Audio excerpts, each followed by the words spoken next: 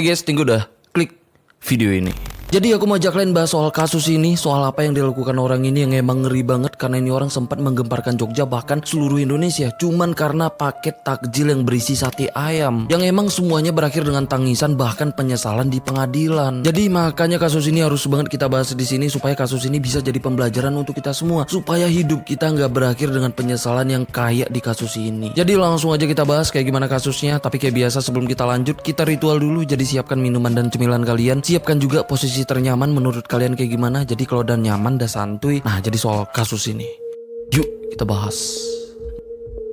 Jadi orang ini bernama Nani Apriliani Nurjaman yang lahir dan besar di Majalengka, Jawa Barat. Yang awalnya dia tinggal dengan kedua orang tuanya dan juga dengan kedua adiknya. Tapi sejak orang tuanya cerai, Nani anak yang paling gede milih tinggal dengan bapaknya di sana. Dan terkadang dia tinggal juga dengan ibunya yang juga masih tinggal di wilayah Majalengka. Terus di tahun 2014 setelah dia lulus SMA, Nani ini memutuskan merantau untuk nyari kerja di Jogja. Di sana dia tinggal ngontrak rumah dengan teman-temannya yang juga sama-sama berasal dari Majalengka. Yang awalnya di Jogja, dia ini kerja di sebuah toko baju yang ada di wilayah Bantul, Yogyakarta. Nah, tapi karena gaji dan lelahnya yang gak sebanding, akhirnya setelah beberapa bulan kerja di toko baju itu, dia pun resign dan milih kerja di sebuah salon yang ada di Bantul, yang mana salonnya ini melayani perempuan dan laki-laki. Dan disinilah yang saat itu udah di tahun 2015 dia kenal dan dekat dengan seorang polisi di sana yang bernama Tommy. Nah, setelah beberapa tahun mereka dekat, akhirnya di tahun 2017 mereka pun pacaran beda agama. Yang awalnya hubungan mereka baik-baik aja, tapi setelah beberapa bulan pacaran, Nani pun mulai minta untuk dinikahin sama Tommy. Sedangkan Tommy saat itu masih belum ngasih kepastian soal pernikahan mereka. Yang akhirnya ya lama kelamaan Nani pun mulai makin menuntut bahkan mulai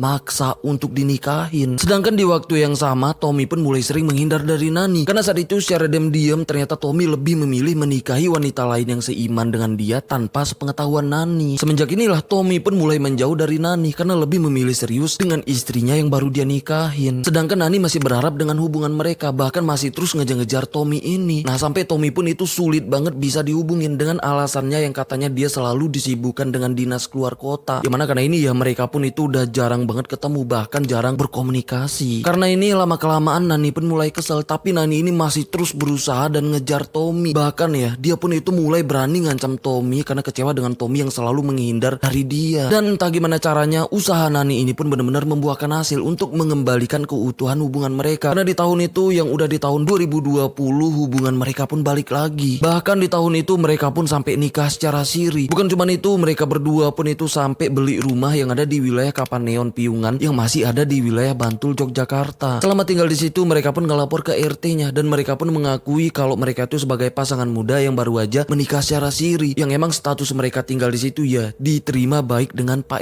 RT-nya. Tapi dibalik itu biarpun mereka udah tinggal bareng, Tommy jarang di rumah dengan Nani karena alasannya ya dinas keluar kota. Padahal saat itu Tommy ini nggak keluar kota, tapi Tommy ini lebih memilih tinggal dengan istri sahnya yang juga tinggal di wilayah Bantul, Yogyakarta. Nah, tapi saat itu Nani nggak tahu nih kalau sebenarnya saat itu Tommy ini udah menikahi wanita lain bahkan secara sah. Gitu juga istri sah Tommy ini juga nggak tahu soal ini semua. Tapi seiring berjalannya waktu, Nani pun pastinya curiga dan cari tahu, yang akhirnya ya dia pun tahu ternyata Tommy saat itu udah menikah dengan wanita lain yang juga tinggal di wilayah Bantul. Karena ini mereka pun jadi bertengkar sampai akhirnya ya hubungan mereka pun itu kembali renggang karena Tommy pastinya lebih memilih hidup dengan istri sahnya yang sebenarnya ini emang komitmennya sejak awal. Tapi karena Nani yang lagi-lagi nggak terima dengan ini semua, yang mana disinilah semuanya pun dimulai. Mana di sini Nani udah nggak berpikir lagi untuk mengembalikan keutuhan hubungannya dengan Tommy. Tapi di sini dia mulai merencanakan hal yang benar-benar nekat banget.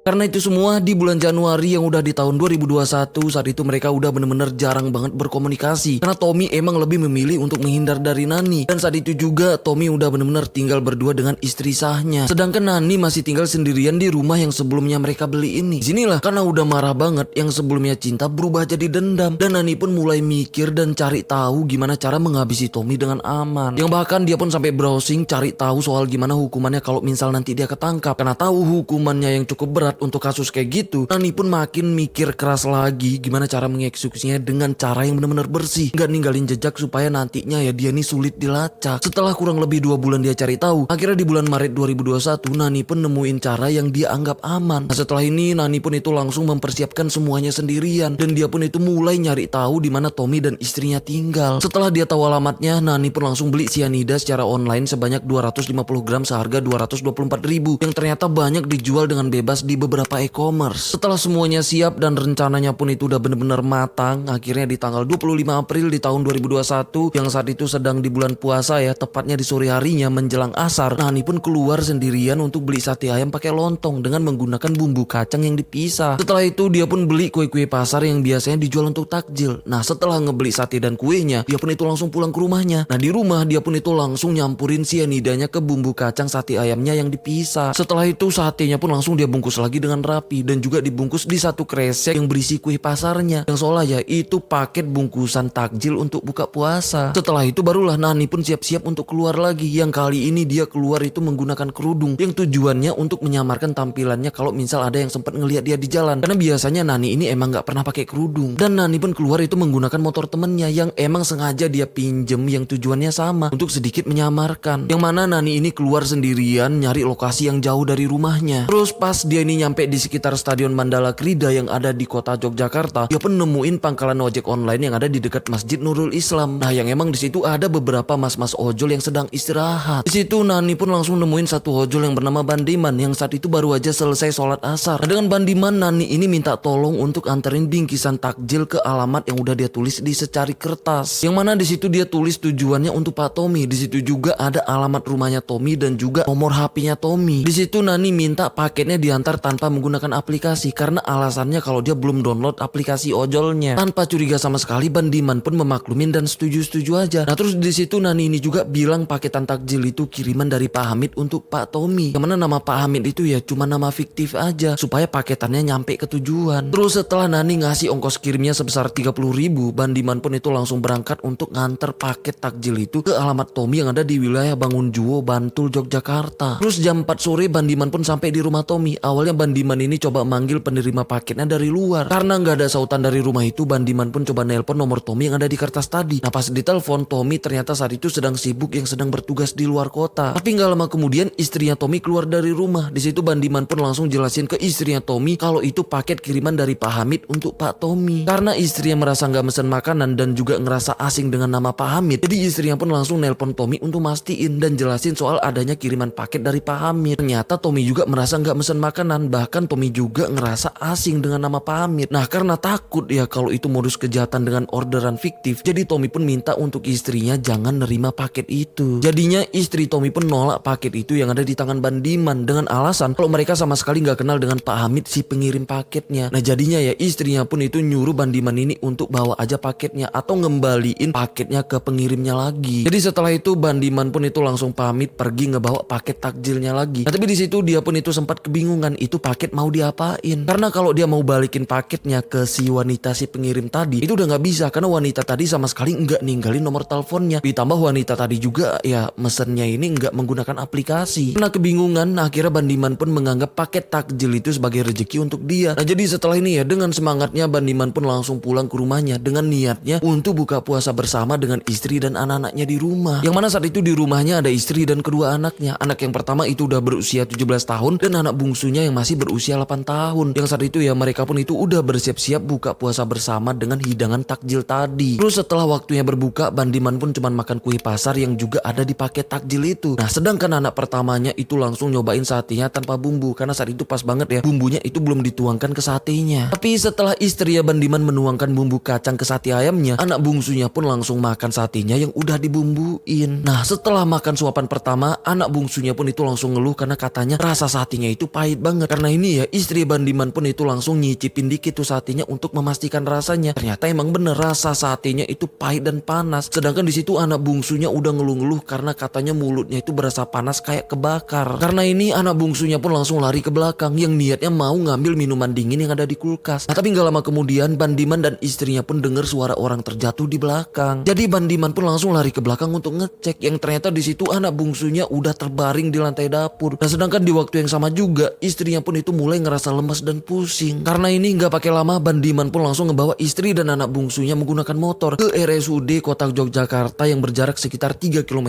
dari rumah mereka. Sampai di rumah sakit yang saat itu kondisi mulut anaknya udah mulai berbuih, itu langsung ditanganin di UGD. Nah tapi nggak lama kemudian ya, setelah diperiksa, dokter pun tiba-tiba nemuin Bandiman untuk ngasih tahu yang ternyata anak bungsunya udah meninggal dunia, yang diyakinin karena racun. Nah tapi syukurnya saat itu istrinya selamat karena istrinya cuma pusing dan lemes aja. Bandiman yang dengar itu pun kaget dan istri seolah kayak nggak percaya dengan apa yang udah terjadi dengan anak bungsunya. Nah setelah berusaha ditenangkan, dokter pun nanya ke Bandiman apa yang sebelumnya mereka makan. Bandiman pun jelasin sebelumnya istri dan anak-anaknya makan sate ayam saat berbuka puasa tadi. Nah jadi di situ dokter pun minta sampel makanannya untuk dicek di laboratorium apakah makanannya mengandung racun apa gimana. Setelah dicek ternyata hasilnya emang menunjukkan adanya zat kalium sianida, yang mana ini zat yang biasanya ada di racun tikus yang biasa dijual di pasaran. Dari sinilah Bandiman pun langsung ngelapor ini semua ke polisi dan kasus ini pun mulai ditangani pihak kepolisian di sana. Yang mana di situ ya Bandiman pun emang menceritakan asal mula soal satenya tadi ke polisi. Tapi awalnya polisi sempat ngalamin kesulitan saat melacak wanita itu karena si Nani tadi ngirim paketnya emang enggak menggunakan aplikasi. Nah tapi kabar baiknya Bandiman itu masih ingat di mana alamat tujuan paket itu alias rumah Tommy yang juga akan diselidiki. Jadi saat itu polisi pun langsung mendatangi rumah Tommy. Ternyata saat itu ya Tommy sedang gak ada di rumah karena sedang ada tugas penangkapan kasus pencurian di Merak, Banten. Nah jadi polisi pun cuma nemuin istrinya Tommy yang juga dijadikan saksi di kasus ini. Tapi gak lama kemudian setelah tugasnya selesai, Tommy pun langsung balik yang juga dijadikan saksi di kasus ini. Yang mana di situ polisi pun langsung menceritakan semuanya ke Tommy dan juga ke istrinya soal apa yang udah terjadi. Yang mana di sini juga ya Tommy dan istrinya pun itu benar-benar kaget karena ternyata paket misterius yang sebelumnya dikirimkan ke mereka itu berisi sate yang udah diracun, yang artinya pelaku yang sebenarnya itu menargetkan mereka. Di satu sisi mereka merasa bersyukur karena tanpa mereka sadarin ternyata mereka udah lolos dari maut. Nah tapi di sisi lain setelah mereka juga tahu ternyata sate itu dibawa pulang ojol yang nganter paketnya sampai akhirnya anak ojol itu jadi korban, pastinya mereka pun itu terpukul banget. Karena ini polisi pun terus mendalami penyelidikannya dan juga memburu pelakunya. Sampai polisi pun akhirnya nemuin rekaman CCTV di beberapa titik di lokasi di mana Nani nemuin Bandiman tadi. Nah dari rekaman CCTV inilah Nani pun itu kelihatan yang sedang nemuin Bandiman di pangkalannya. Dan dari sini juga Tommy pun langsung ngerasa kalau sosok wanita itu nggak asing, yang kayaknya itu Nani. Nah jadi ya polisi pun itu langsung memburu Nani untuk memastikan. Yang akhirnya ya Nani pun berhasil ditangkap di rumahnya dan pastinya langsung diperiksa. Setelah diperiksa emang banyak kejanggalan dari Nani. Ya karena dia emang pelakunya. Nah jadi karena ini ya Nani pun itu nggak punya pilihan lain lagi selain harus mengakui semuanya. Di situ juga awalnya Nani ngira kalau dia udah berhasil menghabisi Tommy. Tapi di situ dia pun kaget setelah tahu ternyata yang jadi korbannya bukan Tommy tapi anak ojol yang udah nganterin paketnya tadi. Karena ternyata paket takjilnya dibawa pulang Bandiman karena istri Tommy nggak mau nerima paket itu karena nggak kenal dengan si pengirim paketnya. Yang emang ini pun ngebuat Nani ini benar-benar shock dan kaget banget gitu ya dengan apa yang udah terjadi karena ulahnya. Tapi saat diperiksa awalnya Nani ini ngaku kalau ini semua dia lakukan karena disarankan seorang laki-laki berinisial R yang merupakan langganan pengunjung di salon tempat dia kerja. Yang mana si R ini sempat menyarankan Nani untuk meracuni laki-laki yang udah mengkhianati hubungannya menggunakan sianida yang banyak dijual di e-commerce secara bebas. Dan menurut pengakuannya juga kalau niatnya bukan menghabisi Tommy tapi cuman bertujuan untuk ngebuat Tommy ini sakit perut aja. Nah jadi dia pun ngakunya ya nggak nyangka efeknya ternyata bisa menghilangkan nyawa. Jadi itulah pengakuan awalnya. Dan itu pun ya pengakuannya cuman bertujuan untuk dia bisa terbebas dari tuduhan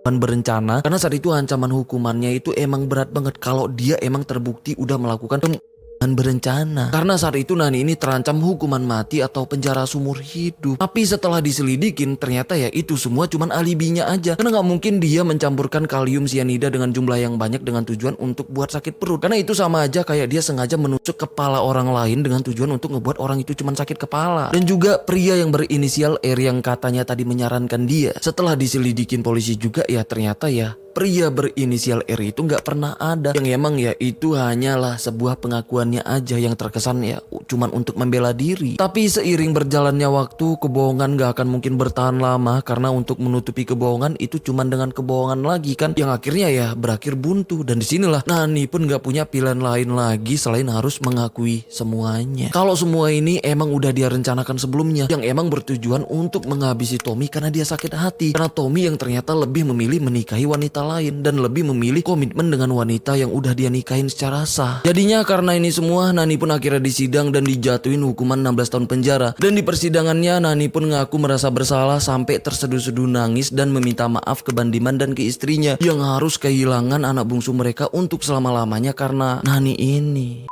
Gimana nih menurut kalian soal kasus ini dan juga tentang orang ini? Inilah kasus Nani ini yang terjadi di Jogja ya. Semoga dari kasus ini bisa jadi pembelajaran untuk kita semua. Jadi kita cukup tahu aja soal kisah dan kasus kayak beginian. Jangan sampai ngalaminnya langsung. Kita belajar aja dari pengalaman-pengalaman mereka yang terlibat di kasus ini ya. Supaya kasus kayak beginian bisa jauh dari hidup kita semua. Jadi sampai sini aja pembahasan kita soal kasus ini. Sampai ketemu di kasus selanjutnya. Aku Rizka Wadiono.